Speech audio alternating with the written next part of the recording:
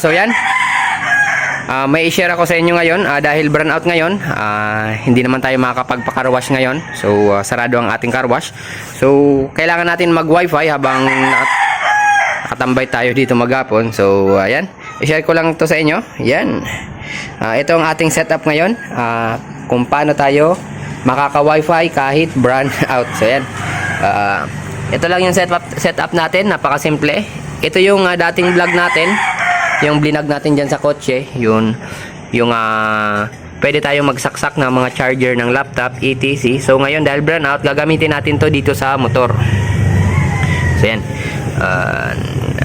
Since na-vlog na natin to, wag na natin tong explain ngayon.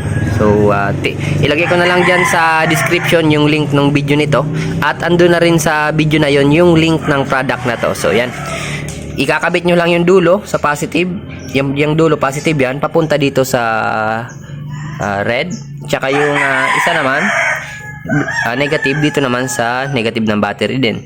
So yan.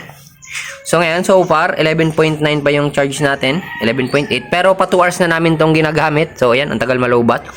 So pag nag 11 volts yan, pwede na natin paandarin yung motor na i-charge ulit yung battery. Kahit 2 minutes lang na andar ng motor, halos full na naman yung battery na yan. So mga ilang oras na naman nagamit. So yan, sa ganitong setup, patuloy pa rin tayo makaka-wifi kung meron tayong mga trabaho, work from home. So yan, tuloy ang ligaya. So yan, dahil dito pwede ka ditong magsaksak ng pwede ka rin dito mag-charge ng laptop, ng device, ng mga cellphone. So yan, papuntahin doon, gumamit ako ng extension. So yan. Kaya ngayon ay nakakapag wifi pa rin tayo kahit burn out. So yan, pwede nyo itong bilhin, itong device na to, para magamit sa ganitong setup. Pwede nyo na siyang putulin dito, palitan nyo ng alligator clip para rekta nang nakakabit sa battery.